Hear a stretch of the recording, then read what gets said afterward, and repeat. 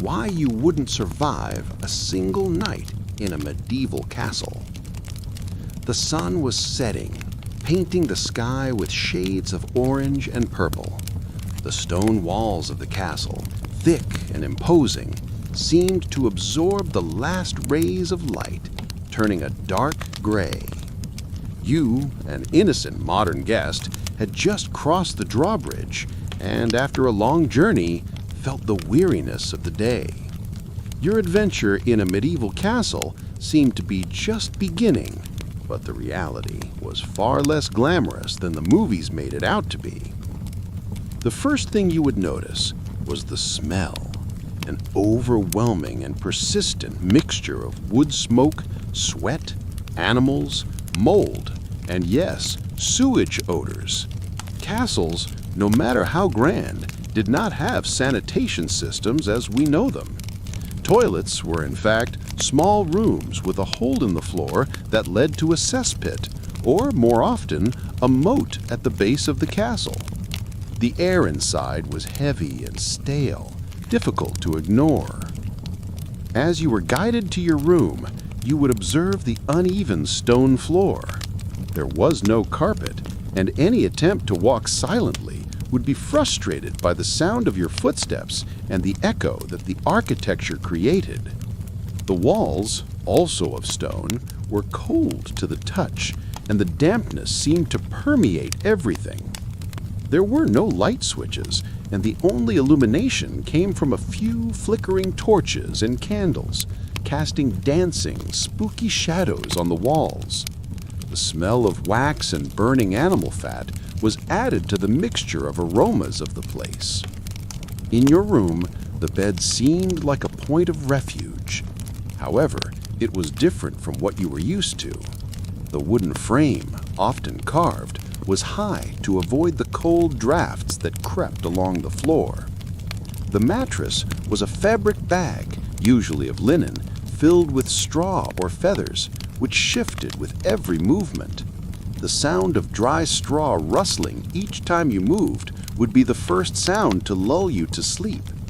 And the fleas, the fleas. No matter how clean a castle could be, insects were a constant presence. The beds, made of natural and warm materials, were a paradise for them. The itching would begin subtly, but would soon become an irritation impossible to ignore. Security was a continuous concern. The windows, small and often without glass, had only a wooden shutter to protect from the wind and rain. This, and the absence of locks as we know them, would leave the door only propped by a simple latch, creating a feeling of vulnerability. And the cold. The lack of central heating meant that the warmth of a fireplace in the great hall did not reach your room. The temperature would drop as the night progressed, and you would huddle under the few heavy woolen blankets, which were barely enough for the penetrating cold. The silence was not interrupted by cars or planes, but by organic sounds, the wind howling in the chimney, the distant sound of an animal from the stable, perhaps the creaking of a door in the great hall. Any of these sounds could be scary in the total darkness, without the familiarity of the modern world. And so, as you toss and turn on your straw bed, with your skin itching and the cold seeping into your bones, the reality of the medieval castle sets in. The adventure has turned into a struggle against discomfort and uncertainty. You close your eyes, but sleep seems distant, a promise that the body, accustomed to modern comfort, cannot fulfill. The night was just beginning. Why you wouldn't survive a single night in a medieval castle. The darkness of the night deepened, and you, lying on your straw bed, felt increasingly restless. The attempt to sleep had been thwarted by the cold and the itching, and there was also the sound. The castle, which during the day seemed like a silent stone monument, now echoed with an orchestra of unknown and unsettling noises. Rats, an ever-present feature in any medieval structure, began their nocturnal activity. You could hear them scratching at the walls, scurrying in the spaces between the stones and perhaps even in the roof eaves. The sounds were constant, small whispers and squeaks that, in the stillness of the night, seemed amplified. With each noise, your body tensed, the fear that one of them might climb onto the bed, mixing with the already present discomfort. The wind, now blowing harder, found its way through the cracks of the windows and doors. It howled, a long and ghostly wail that spread through the empty corridors. Each gust brought with it the smell of dampness and earth from outside, reminding you that you were isolated, surrounded by a moat and impenetrable walls. And the safety? The door to your room, secured only with a simple latch, felt like an illusory protection. The idea that someone could easily open the door, or that an intruder might have hidden in the castle, was a source of anxiety.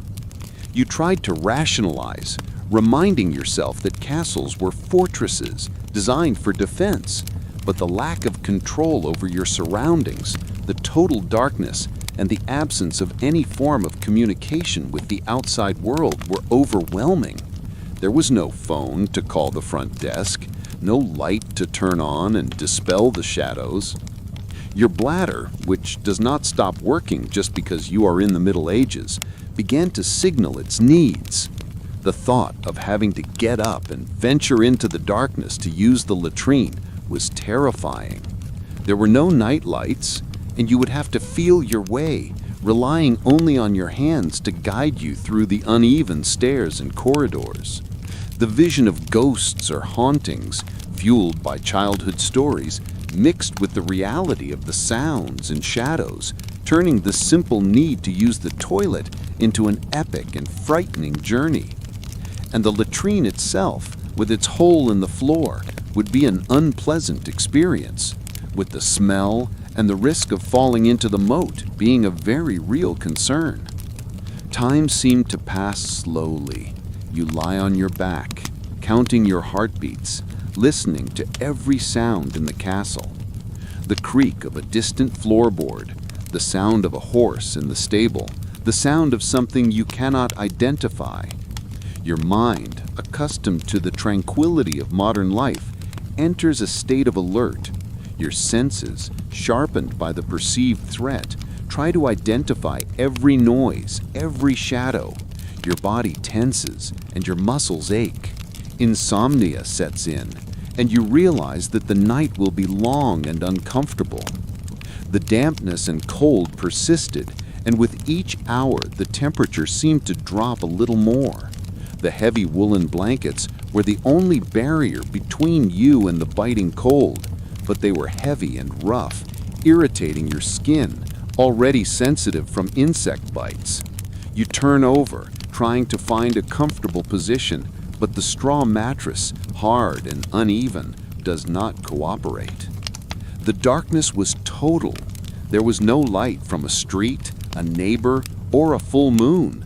The only light came from a small crack in the window, revealing the dark outline of the clouds passing across the sky. And this total darkness, this absence of light, was oppressive. It erased the notion of space and time, leaving you in a limbo of uncertainty. Sleep, that luxury of modern life, seemed impossible. Your mind, overloaded with sensory stimuli and anxiety, could not relax. The itching, the cold, the smell, and the sounds combined in an assault on your senses, making any attempt at rest a futility. And so, lying there, with your eyes wide open, you get lost in the soundscape of the castle. Every sound is a mystery, every shadow a threat.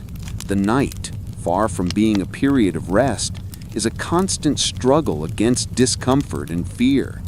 The castle, which during the day seemed like a symbol of strength and grandeur, has revealed itself to be a hostile place, where your survival for a single night seemed to be an insurmountable challenge.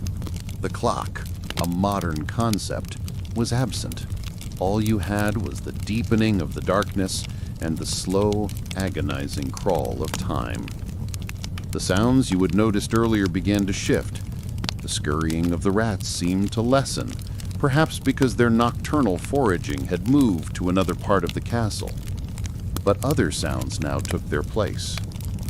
From somewhere below, you could hear the soft, muffled stomping of a guard on his rounds.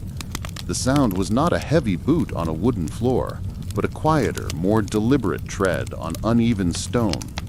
The guards, in their woolen tunics and simple leather shoes, moved with a practiced rhythm.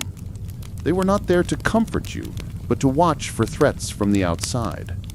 Their presence, while a sign of a sort of security, also served as a constant reminder that danger, real or perceived, was always a factor. You would hear their footsteps approach your door, pause for a moment, and then slowly fade away into the echoing labyrinth of the corridors. Your nose, now accustomed to the initial onslaught of odors, began to pick up on new ones. The smell of the dying embers in the hearths, a faint, acrid smoke that lingered in the air, the faint metallic scent of the chainmail and weapons stored in the nearby armory, and a particular musty smell that was a combination of old tapestries, damp stone, and centuries of unwashed humanity. It was the smell of the castle itself, a deep, pervasive odor that clung to everything and was impossible to escape. Your body, stiff from lying on the uncomfortable straw mattress, protested with small, persistent aches. Your neck was crooked, your back felt a constant dull pressure from the hard surface, and your legs, tangled in the rough woolen blankets, felt numb. Turning over was a major operation, a clumsy rustle of straw and heavy fabric that would awaken you even more. You'd try to find a new position, hoping for relief, only to discover that every position was equally uncomfortable. The promised refuge of sleep seemed further away than ever. The small, insignificant details of your predicament began to take on immense importance. The lack of a pillow, a soft and forgiving place to rest your head, the scratchiness of the wool blankets against your skin, the single, tiny opening of the window that offered no view, only a narrow sliver of the black sky and the occasional glimpse of a star. You started to notice the feel of the cold air on your face, a subtle draft that found its way through a crack in the wall, a constant, annoying reminder of the low temperature. You thought about the water you had been given before you retired. It was likely cold and unfiltered, possibly drawn from a well that was shared with animals and susceptible to whatever ran off the castle walls. The thought of drinking it now, in the middle of the night, was unappealing. You were thirsty, but the thought of the taste and the unknown purity of the water was enough to keep you from trying to reach for it in the total darkness. The silence of the castle, when it did fall, was not peaceful. It was a heavy, oppressive quiet, a vacuum of sound that made the ringing in your ears seem loud. This silence was punctuated only by the occasional grunt of a sleeping guard or the faraway whinny of a horse in its stable. The absence of noise was as unsettling as the presence of it. It made you feel isolated, alone, in a massive stone structure, a small and vulnerable creature in a world that was indifferent to your comfort. And so you lay there, a modern mind trapped in a medieval body, enduring the sensory and physical assault of the castle. The hope of a good night's sleep was a distant memory. Instead, the night had become an exercise in endurance. You were not fighting dragons or defending against invaders. You were simply trying to survive the night, hour by long, uncomfortable hour. The feeling of helplessness and a profound sense of isolation were the only certainties as the night crept slowly toward a dawn that seemed impossibly far away. The night had reached its coldest point. It was that pre-dawn hour when the darkness felt most absolute and the temperature dropped to its lowest. You could feel the cold not just on your skin, but deep within your bones. It was a penetrating, unyielding cold that the heavy woolen blankets could no longer fully protect you from. You could almost see your breath in the still air of the room, a faint, wispy cloud that appeared and vanished with each breath. The stone walls, which had absorbed the day's warmth, were now radiating a profound cold, turning the entire room into a sort of stone refrigerator. The sounds of the night had once again changed. The occasional footsteps of the guards had become more regular. This was the changing of the guard, a new shift of men taking over the long, arduous watch. You could hear the muffled conversations, the quiet clinking of mail, and the soft, deliberate tread of new boots on the cold stone. It was a different rhythm than before, a sign that the night was progressing, but not yet over. The matter of personal hygiene, which you had been trying to ignore, was now a persistent thought. The concept of a modern toilet, with its clean water and efficient flushing, felt like an impossible luxury. You had been given a simple wooden chamber pot. Its presence in the corner of the room was a constant, low-level source of discomfort. The idea of using it and then having to endure its presence for the rest of the night was unappealing. You were a modern person, accustomed to cleanliness and privacy, and the crude reality of medieval hygiene was a source of profound, quiet revulsion. The lack of any way to wash or freshen up added to the feeling of being trapped in a less than ideal environment. The journey to the castle had been long and dusty, and now, lying here, you felt every bit of that grime. Your skin felt clammy and a bit sticky, and a faint film of sweat from the initial discomfort of the bed had now dried, leaving a strange, itchy residue. The fleas were still there, but it was now part of a larger, more general feeling of being dirty and unkempt. Your mind, now completely untethered by sleep, began to wander in a disorganized, fatigued way.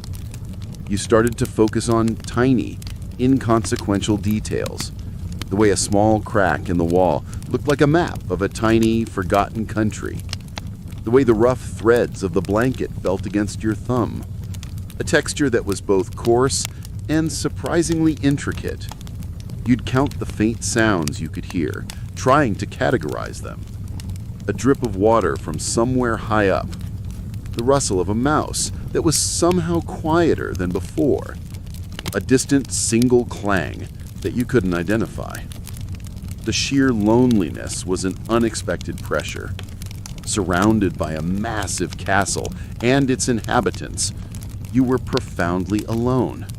There was no one to talk to, no way to signal for help, no friendly voice to remind you that you were safe.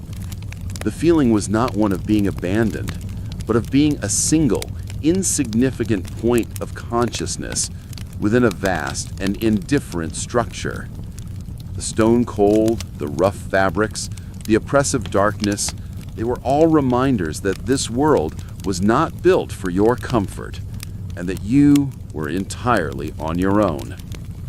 You considered trying to get up and walk around, but the thought of navigating the cold, dark corridors with their uneven stone floors and hidden steps was too daunting. A simple misstep could lead to a sprained ankle or a nasty fall. It was safer, if not more comfortable, to remain in the confines of your bed. The choice was not between comfort and discomfort, but between one type of misery and another. And so you lay there, a modern guest in an ancient fortress, waiting. The cold seeped into your bones. The sounds of the castle, in their slow and steady progression, were a constant, unwanted companion. Your mind, tired and disoriented, was lost in a fog of small details and profound loneliness. The night, which had begun with a sense of adventure, had now become a quiet, physical, and psychological struggle for survival. You had not been attacked or confronted by an enemy. Your enemy was the environment itself, and it was winning. The night was drawing to its close, though it was still a considerable distance from what we would consider a reasonable waking hour. The total darkness had begun to soften, a subtle and almost imperceptible shift from absolute black to a very, very deep gray. This was not the light of dawn, but the faintest hint of morning light, filtering through the tiny unglazed windows and the narrow slits in the castle walls. It was a miserable, unwelcoming light that did little to dispel the shadows, but instead made them more solid and imposing. The cold was at its peak. The air was a sharp, biting presence that stung your nostrils with every breath. You could feel a faint crust of moisture on the inside of the stone walls, a thin film of ice forming where the dampness had finally surrendered to the cold. The blankets, which had been your only defense, now felt heavy and inadequate. You were cold to the very core, a deep, pervasive chill that had seeped past your clothes and into your bones. Your feet in particular felt like blocks of ice, and no amount of wiggling your toes could bring feeling back to them. The sounds of the castle, once again, had transformed. The scratching of the rats and the patrolling of the guards had ceased. They had been replaced by the quiet, purposeful stirrings of the castle's domestic life. You could hear the faint, muffled sounds of a fire being lit in a distant kitchen, the soft scrape of a flint and the crackle of kindling. Soon after, the dull thud of a heavy axe on wood and the rhythmic clatter of pots and pans. This wasn't the sound of an alarm clock. It was a slow, deliberate announcement that the long, cold process of starting the day was underway. The smell, too, had changed. The oppressive mixture of smoke and mold was now tinged with the faint, comforting aroma of wood smoke and something else, the smell of bread being prepared, a hint of yeast and flour that signaled the beginnings of breakfast. However, this small bit of familiarity was not enough to make the situation feel safe or comfortable. Instead, the smell made the reality of your predicament even more vivid. You were a guest in this harsh environment, and your very survival was dependent on the slow, meticulous, and entirely unmodern process of the day beginning. Your body, battered and bruised by the night's endurance, ached in every joint. The fatigue was a heavy blanket, thicker and more oppressive than the woolen one you were under. Your mind, no longer wandering, was now simply numb, a dull throb behind your eyes. The idea of getting up and facing the day was almost unthinkable. You had not slept at all. The entire night had been a torturous, uncomfortable vigil.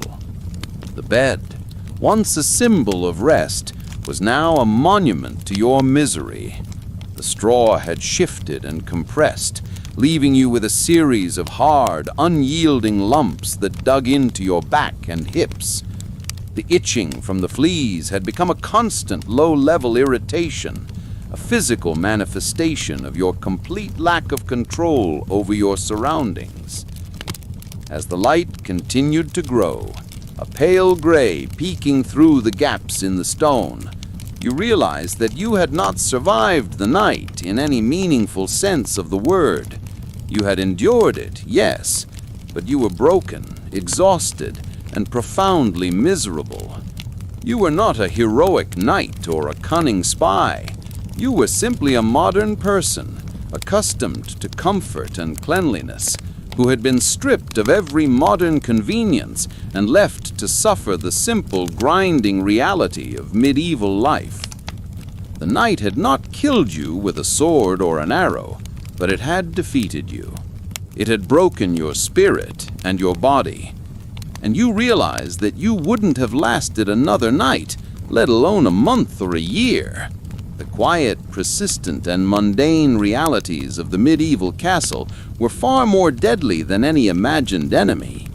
You had survived the hours of darkness, but you had lost the battle for rest, comfort, and sanity.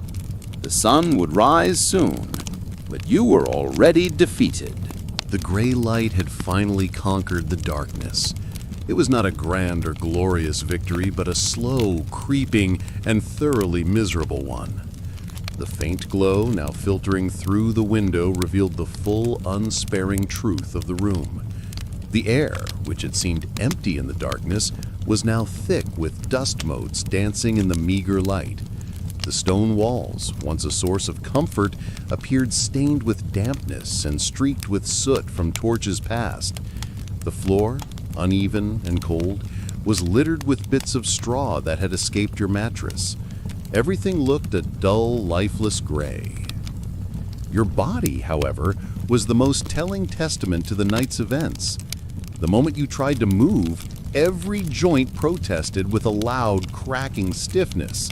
Your back ached in a way you never knew it could, a deep, persistent soreness that made straightening up a slow and agonizing process. Your muscles, tense from hours of sleepless discomfort, were now tight and knotted. The itching from the fleas had not subsided. It felt like 1,000 tiny needles pricking your skin, a constant reminder of your unwanted cohabitants. The call to morning was not a gentle one. The clanging of a bell, loud and jarring, echoed throughout the castle, a signal for everyone to rise. This was not a lazy weekend morning. It was the abrupt start of a long, arduous day. You could hear the muffled sounds of people stirring, the scraping of feet, and the murmur of distant voices. This noise, far from being a relief, felt like a rude awakening from the quiet misery you had become accustomed to. The next challenge presented itself in the form of the chamber pot. It sat in the corner, a stark and unpleasant reality. Its contents needed to be emptied, and you knew this task would neither be clean nor private. The idea of carrying it down a long, cold corridor, likely to a communal waste area or a designated chute, was a level of degradation you were wholly unprepared for. The lack of running water meant that even a simple hand wash was a luxury. You would have to make do with a basin of cold, possibly murky water, which did little to remove the grime and the feeling of being fundamentally unclean. Breakfast, when you finally made your way to the Great Hall, was another disappointment. The hall was smoky and noisy, filled with the loud chatter of servants and the smell of wet wool and damp bodies. The morning meal was not a plate of eggs and toast, but a simple fare of coarse bread, possibly a piece of hard cheese, and a bowl of thin, lukewarm gruel. The food was bland, and the texture of the bread was tough. It was sustenance, nothing more, designed to give you just enough energy for a day of hard labor. The drink was likely watered-down ale or mead, since the water was often unsafe to drink. It had a strange bitter taste that you were not used to. As you sat there, eating your simple meal, you looked at the other people around you. They were all tired, their faces showing the marks of a lifetime of hard work and discomfort. They were used to this life. They had survived countless nights like the one you had just endured. But they weren't thriving. They were simply living. Their bodies and minds conditioned to a level of hardship that would be unthinkable in your world.